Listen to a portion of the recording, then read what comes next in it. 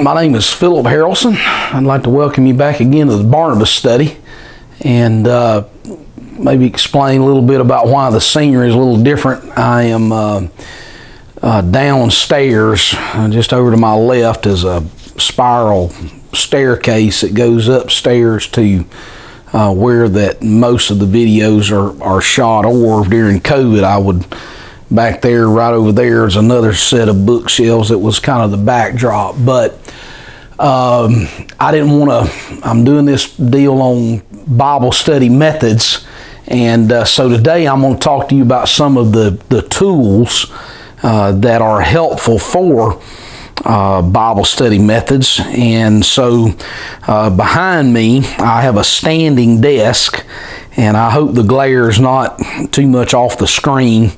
It's the daytime, and so there's a couple of windows, one of them right behind the camera and one over to the side that's kind of maybe putting more light in here than needs to be. However, I've got a standing desk that is behind me, and there's a pastor in North Dakota, Brother Seth Springer, there in Bowman, North Dakota. He and Brother Mike Worley, who is now in Spearfish, South Dakota, the two of them put together a standing desk for me, and I drove out there this January. It was quite an experience. Got snow started flying about a little bit in north Nebraska, Iowa, and going up through there. I was pulling a trailer on my truck, and drove out there to pick it up, and got to Grand Forks, started seeing all the lights flashing. Said that whatever interstate that is, I don't remember the exact number on it, but they were closing from there to the Canadian border. And so I got to Grand Forks and started across the bridge, and snowing. Never have driven much in snow, and when I say snow, I don't mean like we get here a few little flurries. I mean it was snowing. Snow plows were out. It was accumulated on the sides, probably a good foot, maybe foot and a half of snow. And I got to Grand Forks, and started going across that bridge, and when all the slick, the ice and all that, my truck literally was going sideways with that trailer behind me, and I was so terrified. I pulled off at the next exit and shut that thing down for the night, and then the next morning drove on to Jamestown with Brother Lee and Brother Woods, and then left there and drove on the rest of the way and connected up with Brother Simons and Brother Springer there. But anyways, this desk behind me, solid, I think it's either cherry or oak maybe, and Brother Springer put several coats of lacquer on it, so I kind of use that as a desk to stand, and I do stand and work at it. Up behind that is the screen, and I do listen to classical music while I'm studying. The reason being is because whenever I'm studying, if it's music like we do, choir music, various praise and worship stuff like that, I sing along with it in my mind, and I get focused in on that. So that's why I listen to classical music. So up behind me,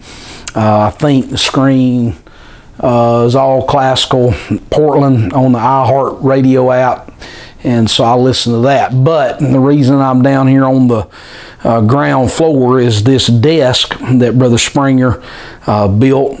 It's got a couple of shelves, and I've got all of my various kinds of Bibles. So I want to talk to you today about, particularly, I'm going to start with the Nave's Topical Bible and talk to you about that. And then once I started looking at it, I thought, well, I do use a lot of various kinds of Bibles whenever I am doing Bible study. So I'm going to show you some of those, and I think that those can be very good tools for you to do personally whenever you are studying the Word of the Lord. So I'll start with the Nave's Topical Bible, and then we'll just kind of progress through, and we'll go from there. Okay, so let me talk to you about a Nave's Topical Bible. Nave's Topical Bible, again, it's like a regular size Bible. You can pick these up. I have this not only in a bonded leather, but also have it in a hardbound. Let's see, I guess in our bookstore, but this is what the hard copy looks like. A little bit easier to navigate than the bonded leather edition, but the Nave's Topical Bible. Years ago, my mother-in-law would always, when they went to General Conference, her and Brother Patterson would always buy a copy of a book and bring it home to me. And one of the years they brought me back a hard copy Nave's Topical Bible. It's upstairs actually, because I've got them scattered around. But this is a digest of the Holy Scriptures, more than 20,000 topics and subtopics, over 100,000 references to the Scriptures. And so I really have benefited greatly from this Nave's Topical Bible. What I've started doing is I am just kind of reading through it. And I know that sounds odd, but whenever I was in Bible college, Brother Griffin several times made reference to the fact that he would literally read through Nave's Topical Bible. And it's just a very advantageous thing. What I'm doing with it is I'm going through and I'm reading, and then whenever I get to a topic that deals with a certain area, then what I do is I'm looking specifically for those that are in the Proverbs, and for the ones that are in the Proverbs, then what I do is I look at those scriptures. For instance, here's one that talks about abomination and things that are an abomination to God. Idolatry, and list all the scriptures it's got. Uncleanness, incest, adultery, various things like that. But what I did was he talked about unclassified scriptures that are related to an abomination, and I started out and just going through the Proverbs 3:32, Proverbs 6:16 through 19, and just added those to those. This is a very good, because it's broken up into topics. Holiness, and the scriptures are all here. I say all of them. It's not totally all of them, but a lot of scriptures that relate to holiness. Orville Nave put these in his Bible. I did find out as I read a little bit about it that his wife actually helped him to index the Nave's Topical Bible. So it's a very good resource for you to have, especially whenever you are doing a topical study. So I again commend this to your library for you to use that. Another Bible that you could use for as far as for Bible study is the Moffat's translation, James Moffat translation. This is a copy that my brother Mark and sister-in-law Stephanie gave to me back at Christmas time, 1999. James Moffat. This Bible was once called the Original Modern Language Bible. Moffat's translation began this century's trend of popular English translations geared to the general Christian reader.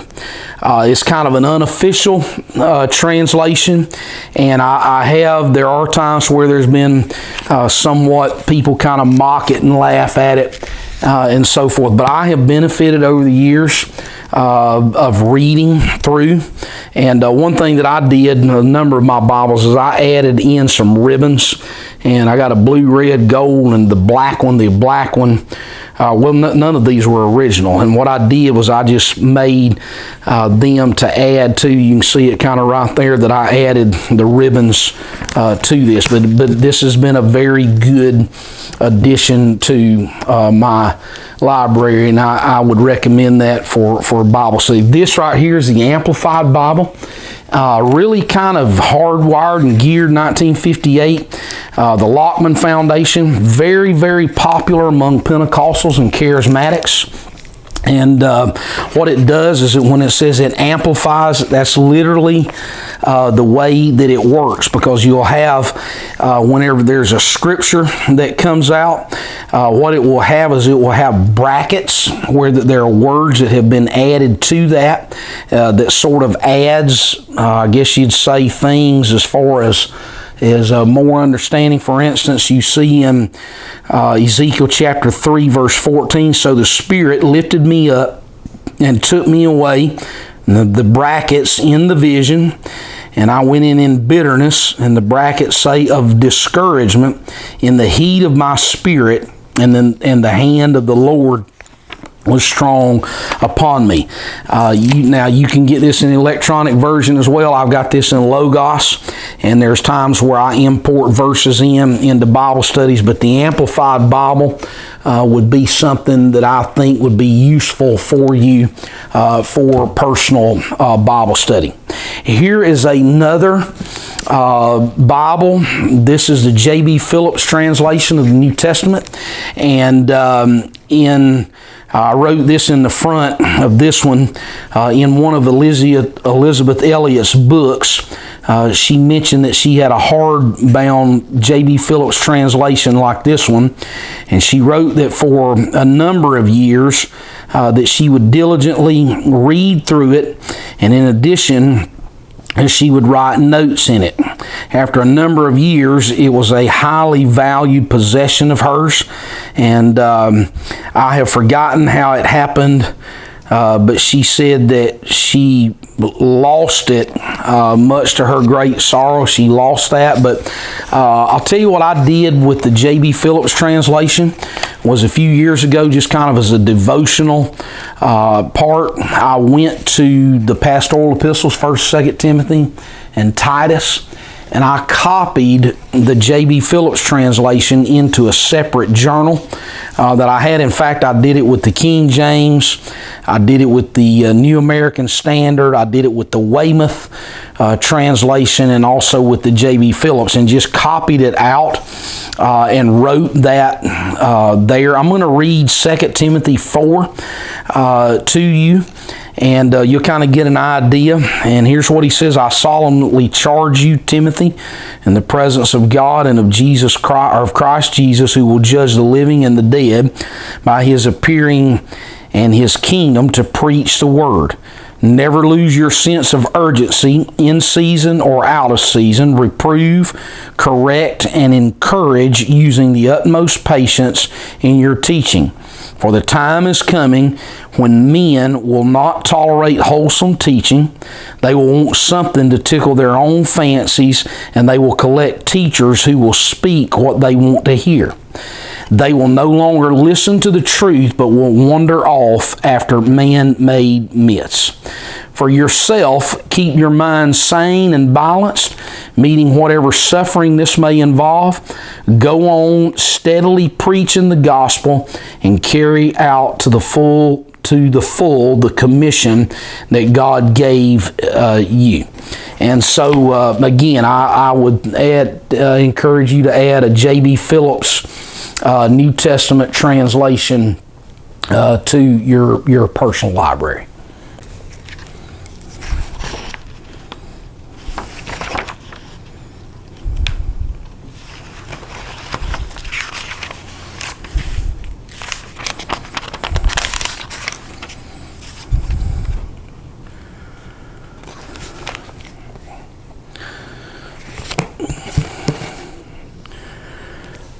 Here is another Bible. It's called the Companion Bible.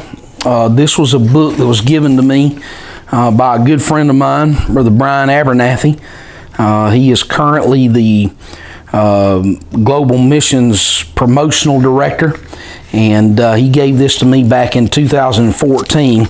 This is a King James base version, but it's very interesting in the way that it is laid out.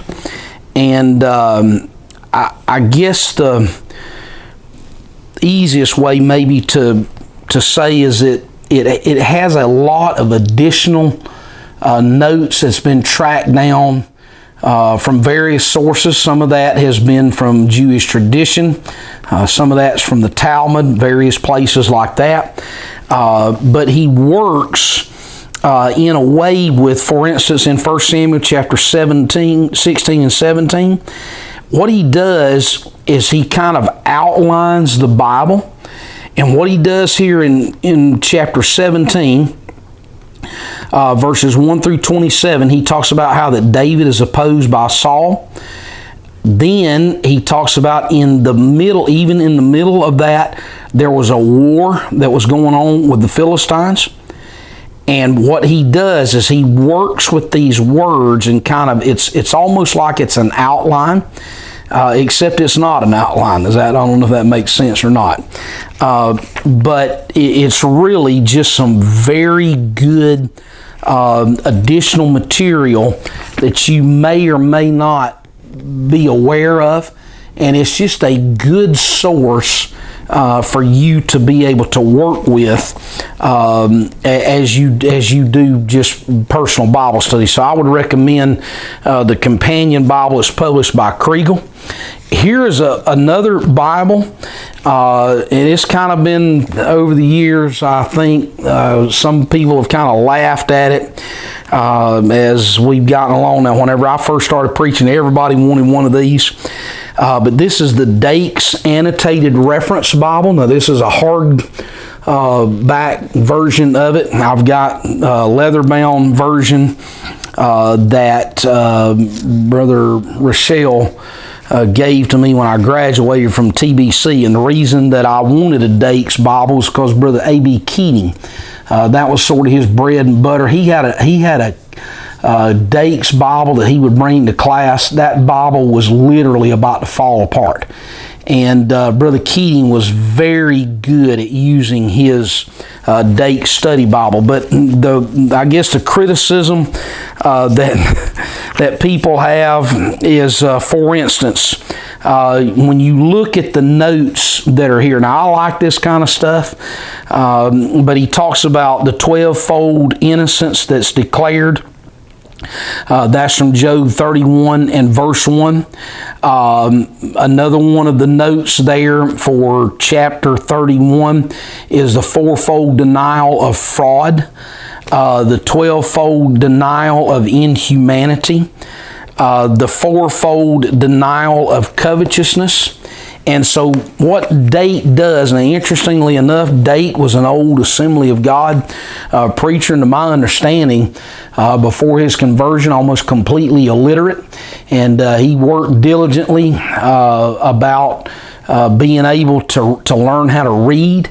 And then after he learned how to read the Word of God, he just sat down with the Bible and created all of these parts. For instance, when you look in 2 Corinthians chapter 8, he gives here, he says right here at the top right hand column, it's a 4-column layout. The 2 outer columns are notes. The 2 inner columns are the scripture text itself. And it's got a lot of cross references, but in this right-hand column, there's a Greek word that he goes into. Then he talks about liberality commanded regarding, and then he talks about liberality concerning God, concerning Israel's feast, concerning ministers, and then he gives examples.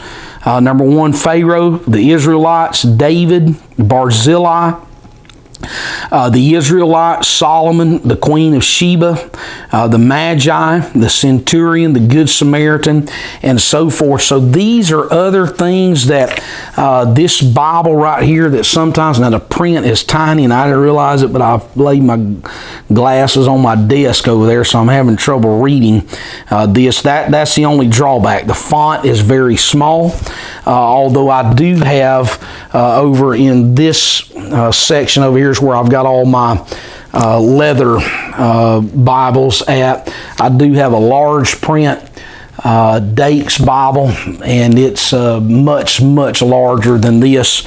But I would commend this volume to you as well, as far as just your personal Bible study time to help you to work through.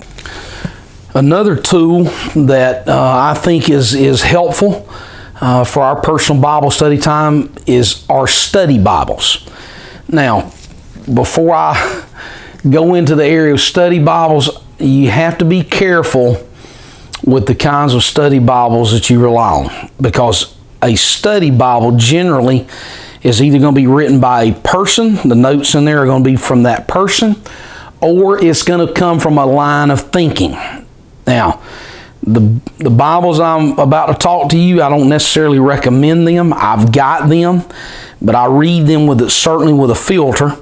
And this one is the MacArthur Study Bible. This is the second edition, and this is in the ESV. Now, obviously, MacArthur is coming from a very strong Reformed or Calvinist bent, and so you have to take that into consideration while that you are reading those notes. But I find that, again, when he's not into that area of, as far as Calvinism goes, in fact, this one has maps scattered throughout. It's got, when you get to the first part of a chapter, it'll have an introductory set of notes for those books, generally talking about the title, the author, the date, the background, the setting, historical and theological themes. Then if there's an interpretive challenges, they're there. He'll give those, and then he will also add to that outlines of that. And so if you have a Ollie's, that's where I pick up a lot of the study Bibles. But if you've got one of those in where you live at, generally, if you kind of keep your eye out, I've got the NIV Study Bible, I've got the KJV Study Bible that I have picked up there relatively cheaply. So again, I am for these Bibles, because what they do is they just kind of open up the text. Now, here's another one. This is the ESV Study Bible. This is a hard back copy as well. This right here, as you can see, it's a pretty significant volume, a lot of material that is in this, very similar to what MacArthur does with his introduction to historical books, and then you get into each one. It's got the introductory to the book itself, author and title, the date, the theme, the purpose, occasion, and the background. Generally, some of them, not all of them, but they'll have a map that's laid out there, can kind of tell you where they're coming from. You'll have an outline of the book. And then the notes section up under the bottom. Now again, the ESV Study Bible is also coming from a very strongly Calvinistic Reformed bent, so you have to be careful with that whenever you start using that Bible as a reference.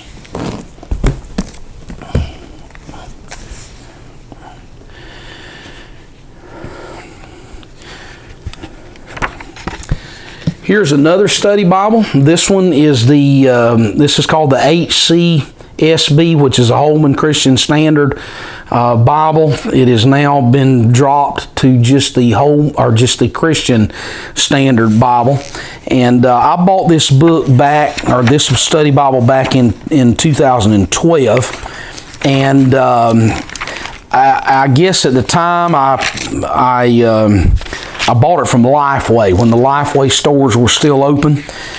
This again has been another helpful part for me as far as cross-referencing various kinds of notes that are in the bottom of this. Now, this one is this is basically the Bible, I guess you'd say, of the Southern Baptist Convention. It was published by their Broadman and Holman, which is the main publisher of the Southern Baptist Convention. And so this one is very, for instance, in let's see what book. This is in Luke, where that it's got at the beginning of it. You see you've got the layout of the temple and areas that's kind of surrounding Jerusalem. It also has various places where there'll be like boxes there, like you see right here. That's a Greek word study.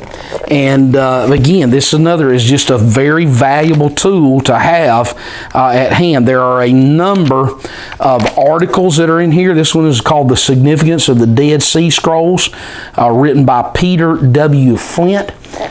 So holding this reminds me of another Bible that is a study Bible. I won't pull the rest of them out. I'll just kind of talk to you about them. But I have an NIV archaeological study Bible. It's a very good study Bible as far as whenever it starts coming down to the matter of maps, geography, various things like that. And I have found that to be helpful for me in my personal Bible study.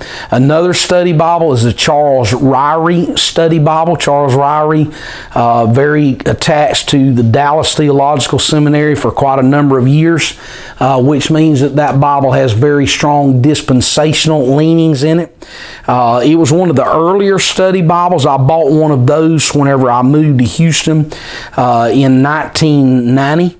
My first year in Bible college is the Ryrie Study Bible that was put out. It's got a very distinct font to it. It was one of the first Bibles that I really remember seeing a very good layout in that was helpful during that period of time. So Ryrie Study Bible is a good one that I would encourage you to, if you run across it, to get that archaeological study Bible. Another study Bible a good friend of mine, Brother Nate Royer, out in Rio Linda uses. That's called the Reese's Chronological Study Bible, although it's difficult to get your hands on it. So what I have done is I have just bought just a regular chronological study Bible that I have found useful for my own personal study. Obviously, the Thompson Chain Reference Bible, I have given those out. No telling how many copies of the Thompson Chain Reference Bible that I've given out over the years. Let's see. If you can get your hands on a Dugan Study Bible, that's the one that Brother Griffin helped us with whenever I was in Bible college. He was selling them for $20 a piece back in 1989. I wish I would have bought a whole box of them, but I didn't realize the value of that. But anyways, if you can run across one of those, that's very good. A Keyword Study Bible, and those were just recently on sale at Christian Book Distributors, just called the Keyword Study Bible. This one, 2,000 keywords that unlock the meaning of the Bible. And basically what it goes into is there are a lot of word studies that you find, Hebrew, Aramaic, Greek words in every chapter from Genesis to Revelation. I've had one of those. This is a newer one, but I've got my older copy is right over here that I've had for over the years. Very, very good. This is in Nehemiah chapter 9. And gets into the part about affliction. The Canaanites worshiped many gods, and their worship included sexual immorality and perversion. Their land was rich and fertile, and God promised it to the Israelites as a permanent possession, Exodus 3 and 8. God promised to drive the Canaanites out of the land, Joshua 5:1, but the Israelites failed to do their part, Numbers 14:43, and were continually led astray from serving the true God by the Canaanites that they allowed to remain in their land. And here up under that, he's got the words cry and divide, and they go into a word study with that. At the front of each one of these books, it has the book highlights. The one in Esther, Esther's story is no fairy tale, chapter 2. Haman plots for murder, chapter 3. For such such a time as this. We've all quoted that. That's chapter 4. Esther saves her people, chapter 7. So this, again, is just another Bible study, or another study Bible that is very helpful for your own personal Bible study. I've got the John Maxwell Leadership Bible. Again, if you're familiar with John Maxwell and some of his work, that study Bible has a lot of just leadership lessons from his books, various things like that. The Full Life Study Bible, which I think the general editor was Jack Hayford. He's now passed on, but that book was a very good book as well to use, and I think you probably would find that a helpful addition to your library. Here's another book, again, or another translation, paraphrase, whatever you want to call it. Much maligned, laughed at, mocked. However, I have enjoyed over the years, certainly not as a primary translation, but this is the Daily Message, which is working through the Message in a year by Eugene Peterson. But I have bought multiple copies of the Message, and it's just, language that is broken down in a way that is really just very, to me, it's just helpful to kind of add some of the, I guess you'd say it's kind of like a seasoning, like you're doing salt and using a salt shaker and so forth. But anyways, over the years, the Message has been in fact, I remember when it first come out, they were put out in segments, and I can remember, I think the New Testament or the Gospels came out first, then the epistles, then the wisdom literature, then the historical books, first 5 books, and you bought them by hardback, and then finally it all came out in one volume. But I have enjoyed reading the Message mainly for just devotional use over the years, and you probably, I think you would find that helpful as well. Now I just want to mention maybe this last few to you. This is the newest. This is called the Oswald Chambers Bible. Not so much maybe a study Bible, but it includes My Utmost for His Highest Devotional. That's in the front part of it. You can see how the pages are colored that right there, My Utmost for His Highest. Very good devotional to have. And then his other books over the course of time has been added to that. And I've always enjoyed Oswald Chambers, just a very good part. There's the David Jeremiah Study Bible, the Max Lucado Life Lessons. Charles Stanley's got another study Bible similar to that about life lessons. And again, I like I said to start with, use a filter when you're working through. Because all of these Bibles in themselves, there are things that they can add to kind of stimulate your mind and cause you to think. So those are just some tools that I thought that I would tell you that has to do primarily with various translations of the Bible. So until next time, thank you for watching, and we'll see you later.